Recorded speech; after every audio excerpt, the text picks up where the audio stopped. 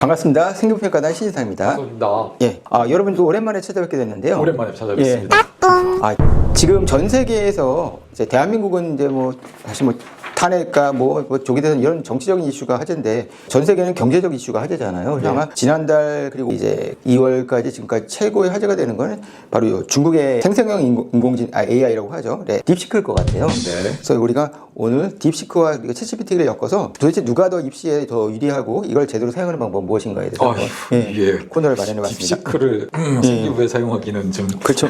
그러나 한번. 그래서 여기에 이제 여러분 보시면 이제 딥시크라고 고래 표시가 있고 챗 위드 딥시크 AI라고 되어 있고요. 아마 회사 명칭은 다른 명칭이 있고 모회사가 있습니다. 모회사가 이제 원래는 이제 펀드를 하는 투자를 하는 그 알고리즘 투자를 하는 대표적인 곳이에요. 중국 내 주식이랑 미국 주식을 투자하는 곳인데, 그래서 요게 딥시크가 사실은 세특에 활용한 게 좀 위험합니다. 아직은 좀 부족한 점이 많아서. 네, 그럼요. 예, 제가 이제 딥시크에 관심 갖게 된 계기가 이제 저는 이제 아시겠지만 이제 엔비디아 주주잖아요. 대주주는 아닙니다. 엔비디아 소액 주주인데 엔비디아 갑자기 16.7%인가 거의 830조, 우리나라 삼성이랑 SK 합친 것보다 훨씬 더 많은 주가가 하루 만에 빠진 적이 있었는데 이게 바로 딥시크 때문이에요. 아직 갖고 계세요, 근데? 예, 아직도 저는 한 따님이 팔 때 되지 않았냐고. 140달러한테 팔려고 했었는데 지금 뭐 130, 그러니까 왔다 갔다 하고 있는데 저는 한 200달러까지는 기다려보고서 한 1000배로 한번 기록을 해보려고. 용자가 여기 있었습니다. 뭐 엔비디아가 하루아침에 무너질 거라 뭐 그냥 이 걱정은 이게 사실 왜 그렇게 됐냐면 맥락이 딥시크의 아주 뛰어난 LMA라기보다는 진짜 저효율로 엔비디아 고급칩 쓰지 않고 아센디아 칩인가 그럴 거예요. 좀 싸구려 칩을 사용해가지고 사실 챗GPT 급은 아닌데 그 비슷한 성능을 냈다. 네. 일단 가성비라는 측면에서 그러니까 엔비디아가 그렇게 어마어마하게 비싼 고급 칩들을 그렇게 안정적으로, 왜냐면 그걸 알고 있어요. 왜냐면 지금 AI 시대에 AI 업체들보다 돈을 더 버는 게 AI 업체들이 칩하는 회사들이거든요. 마치 골드러시 때 금 캔 사람보다 금강 캔 사람들한테 곡괭이 팔고 청바지 팔던 사람이 돈 벌었듯이. 그래서 엔비디아가 가장 타격을 받았던 거고요. 지금 여러분 딥시크 화면에 보시는데 딥시크는 2월까지는 존재를 모르다가 이제 많은 사람들이 이제 관심을 갖게 됐는데, 여기 보시는 지금 인물 사진이 하나 보여요. 이 친구 85년생입니다. 이 친구가 양원평이라는 이 딥시크의 창업자인데, 이 일을 하기 전에 스마트팜 회사도 만들고 그 모회사가 이제 투자회사인데 그 투자회사를 설립한 거죠. 그 투자회사는 사람이 투자라는 게 아니고 투자를 할지 말지, 그리고 이제 몇 분 단위로 얼마 살지 이런 결정을 다 펀드 매니저, 인공지능 AI들이 하는 거죠. 그걸 개발하던 사람들이, 그 인력들이 그대로 이 딥시크를 만들기 때문에 딥시크의 최대 강점은 수학입니다. 수학만 놓고 보면 수학 질문들, 수능 수학 문제나 더 어려운 문제들도 딥시크는 푼다고 해요. 그래요? 이번 수능 22번 문제가 수열 숫자 대입해가 답 찾는 건데 챗 GPT가 2분 동안 고민해서 답을 맞췄다 그러고 딥시크는 틀렸다 그러던데. 이게 오픈 소스고 이제 사실 공짜잖아요. 그래서 굉장히 시간당에 따라 가지고 어떨 땐 답안의 성능이 좋기도 하고 어떨 때는 그냥 툭하면 다음 기회에 치기도 해서 아직 되게 불안합니다. 왜냐, 중국이요 공산 자본주의 국가가 아니라서 여러분들한테 공짜로 이 좋은 걸 쓰라는 게 아니고요. 쉽게 말하면 시장에 늦게 들면서 그 유료 모델로 승부를 걸고 있는 오픈 AI 같은 회사들을 그렇죠 잠시 시키려고, 그냥 쉽게 말하면 시한적 무료 체제를, 제가 볼 땐 그런 마인드인 것 같아요.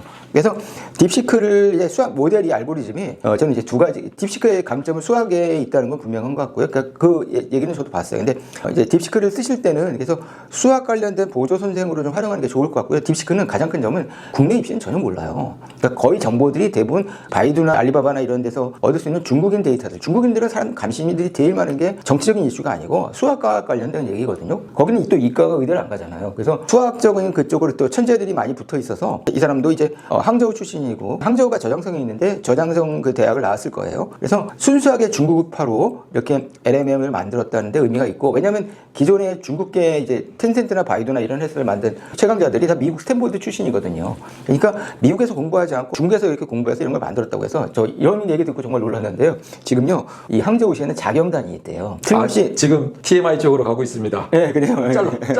되게 재밌는 얘기라 고고 가지만 지금 미국에서 암살을 시킬지도 모른다. 그래서 양원평을 지키기 위한 뭐 그런, 제가 볼 때는 그건 정말 중국이 너무 오버한 것 같은데, 그래서 이제 딥시크가 가지고 있는 한국 데이터들이 많지 않아서 입시 얘기로 그렇게 쓸 때는 별로 없을 거라는 생각이 들고요. 대신 이게 여러분들이 이제 찾아보시면 다 나오는데 체인 오브 소트라는 COT 프로토콜이라는 게 있어요. 그러니까 그게 이제 쉽게 말하면 요 새 버전이 R1 버전의 이제 최대 저거죠. 거기 다 보시면 답이 나오기 전에 출원 과정을 좀 보여주거든요. 잠시만요.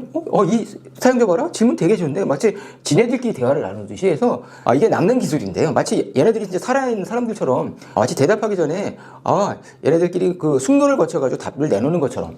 그게 사고의 과정을 한 번에 답만 보여주는 게 아니고 구글 제미나이가 대표적으로 답만 보여주잖아요. 그러지 않고 답이 나올 때까지, 그러니까 쉽게 말하면 수리 논술이에요. 이거는 풀이 과정까지 다 쓰고 답도 보여주는 거죠. 그러니까 그런 CO2 프로토콜이라는 점이 좀 특이했고 사람들 입장에서 나 진짜 재밌더라고요. 이게 그러면서 지네들이 막 배워가는 거예요.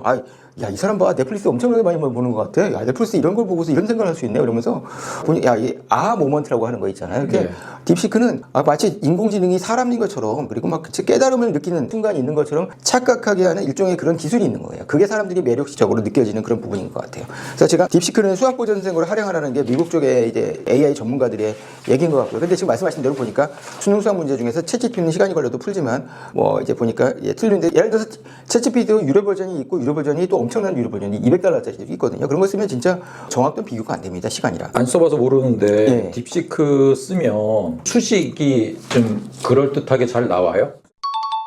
수학은 잘 안 해봐서. 그래서 한번 수학을 해보세요. 딥시크가 그렇게 수학에 강하다는 얘기를. 챗 GPT는 수식 입력기가 있더라고요. 이뻐가지고 보기가 편하고, 근데 다른 것들 중에서는 그냥 이게 텍스트처럼 이렇게 일렬로 쭉 나열해서 적는 경우가 있더라고요. 그래서 분수나 이런 것들을 6분의 1 이렇게 되지 않고 1하고 옆에 놓고 그런 식으로 되니까. 근데 이제 식이 복잡하면은 그게 괄호가 여러 개가 붙을 거 아니에요. 그래서 보기가 되게 어렵더라고요. 근데 그거에 비해서 챗GPT는 참 수식 입력기 예쁘게 잘 만들어줘가지고 보기가 편했던 기억은 있습니다. 그래서 저는 이런 것들을 한번 아마 올해 이제 고2, 고3 그리고 고1 생기부에는 모르겠습니다. 고1 생기부에서 정보 관련된 인공지능 관련된 과목을 듣는 학생들이라면 정보나 인공지능은 진짜 1년 전 생기부가 완전히 구석기 시대 생기부가 되잖아요. 그래서 정말 빠르게 변하니까 또 어떤 변화가 있을지 모르겠지만 여하튼 이런 주제들이 좀 탐구력을 보여줄 수 있는 주제들 같아요. 그래서 엔비디아 칩과 파이 칩 저는 관심이 많아서 저는 이제 파이 칩의 이런 것들을 좀 약간 전문적인 조사이긴 한데 이런 것들의 차이를 한번 찾아본다든지 그리고 요거를 오픈 AI 세미 알트만이 정확히 비판한 게 그리고 클로드랑 같이 비판하는 거예요. 이거 보니까 아주 농담 같지만 정말 이런 적이 있대요. 딥시크랑 미국인가요? 엘살바도르인가 어딘가에서 중남미에서 대화를 하는데 너 누구냐고 물어보니까 저 챗GPT입니다라고 답변을 했대요. 그래서 뭐냐면 그동안 챗GPT랑 클로드가 해놓던 것들을 가지고 쉽게 말하면 지식의 증류라고 그 지식을 그냥 쫙 짜가지고 그냥 갈맹 그런 방식으로 해서 그래서 또 하나의 강자인 제미나이 만든 딥마인드 구글의 딥마인드의 작년도 노벨 화학상 수상자 말입니다. 그 데미서 서비스도 과학적 증거는 아무것도 없다. 뭐 이런 얘기를 했다는 얘기죠. 여하튼간 지식의 증류란 무엇인지에 대한 얘기도 쓸 수 있을 것 같고요. 그리고 인공지능이 정말 사람처럼 그렇구나. 그래 모먼트가 있을 수 있을까. 대단히 철학적인 주제들이네요. 그렇죠. 그러면서 이건 약간 문과적인 주제가 되는데요.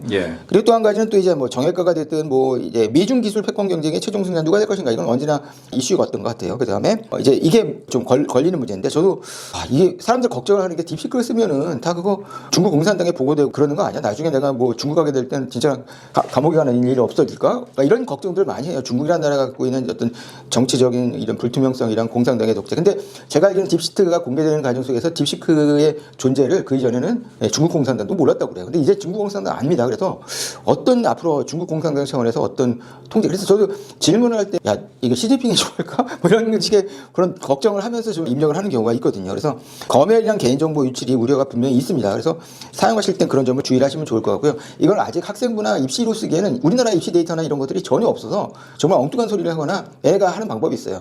열심히 대답하다가도요. 지가 답변 못하는 게 나오면요. 더 라인 서버 is busy 이러고 트라이레이터로 바꾸는 거예요. 그건 자기네들이 근본적인 적이 없다는 얘기죠. 결국에 해서 GPT가 그렇죠? 결국에 여러분들을 많이 활용하시고 생기고 또 담임선생님들 많이 활용하세요. 그래서 GPT로 이제 프롬프터 엔지니어라는 직업도 생기고 제가 그래서 이제 작년에 컴퓨터공학과 간 그 친구한테도 추천해주고 그랬잖아요. 그래서 진짜 질문하는 방법이나 기술이 좀 필요하더라고요. 그래서 이런 것들은 여러분들이 이제 공부를 하시면 좋을 것 같아서 가능하면 한 번에 질문해서 길게 질문지를 만들어서 아무리 그 인공지능이 똑똑하고 빠르다고 해도 그 질문에 대한 답변을 다 해서 하나의 파일로 만드는 게 쉽지는 않거든요. 그래서 쪼개서 다양한 답변을 그걸 하나의 파일로 묶어서 자신의 언어로 풀어가는 그래야지 요즘에 학교에서 챗GPT 킬러라고 그래서 그걸 잡아냅니다. 챗GPT의 문체가 굉장히 인공지능적이거든요. 그래서 그걸 잡아내는 거예요. AI 검색 이제 챗GPT 킬러라는 곳에 알고리즘을 보니까 챗GPT도 똑같이 검색해서 똑같은 글이 나오는 걸 확인하는 게 아니고요. 글이 쓴 구조, 그리고 주어와 서술어, 그리고 순서 이런 것들, 그리고 단어 이런 패턴 이걸 보고 이게 AI가 쓰는지 안 쓰는지 검증하는 거니까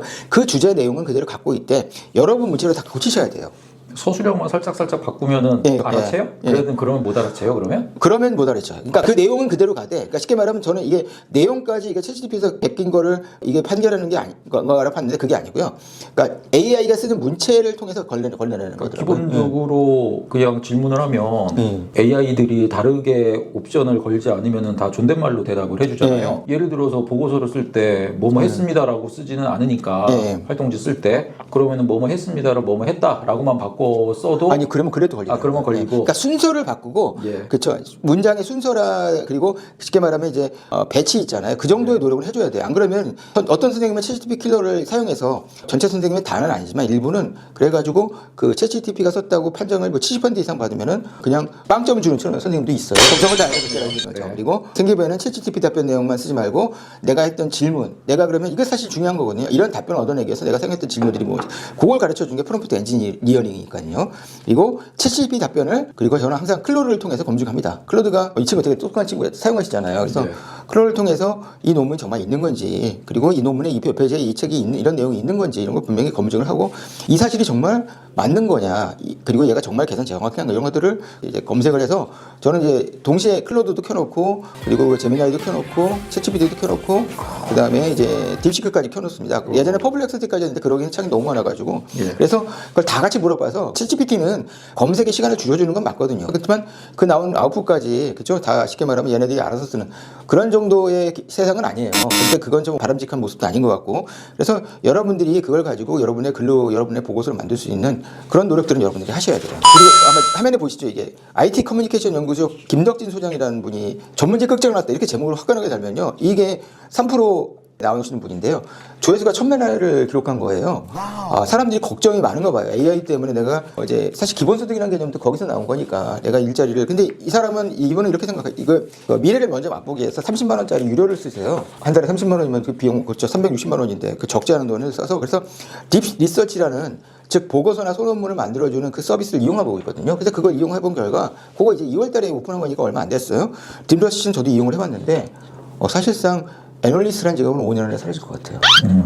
이제는 펀드 매니저는 사라진 지 오래됐거든요. 그 알고리즘 펀드, 왜냐면 그걸 판단해가지고 직감을 하면 이제 키를 누르는 속도면에서 인간이 인공지능을 따라갈 수가 없기 때문에 빈도 매매, 초기법 빈도 매매는 인공지능이 컴퓨터 나오고 경리 직원 사라지듯이 이제 거대한 또 사무직의 직업 어널리스트는 완전히 사라질 것 일어나겠네요. 같습니다. 이런 얘기하면 이제 경제학과 나와서 나는 어널리스트가 꿈인 분들한테는 절망이 될 것 같지만 그래서 제가 볼 땐 오히려 노보처럼 노봉을 그러니까 지금 유연한 손 만드는 것들 있잖아요. 이런 걸 로봇에서도 못하는 거잖아요. 그러니까 반면에 전문직이 할 수 있는 보고서 쓰고 하는 것들은 생산성이 10배가 되는 10배가 뭡니까? 100배, 1000배가 되는 걸로 이제 인건비를 엄청 줄이고 애널리스트는 뭐 한 달에 2억 3억씩 받는데 그래서 앞으로 진짜 이 전문직 끝장났다고 하는 게 이게 이 자극적인 이 제목 때문에 사람들이 많이 볼 것 같지만 딥러시를 이용해가지고 어떤 딥러시의 주제를 들면요. 이런 얘기를 해요. 지금 주제 찾고 있고 내가 연구 설계를 이렇게 했습니다. 그리고 참고 논문은 이런 걸 인용하려고 합니다. 대략 소요 시간은 17시간입니다. 그 시간 동안 사용자분은 그냥 웹서핑을 하시든 아니면 TV를 보시든 넷플릭스를 보시든 하고 싶은 대로 하세요라고 해요. 그러니까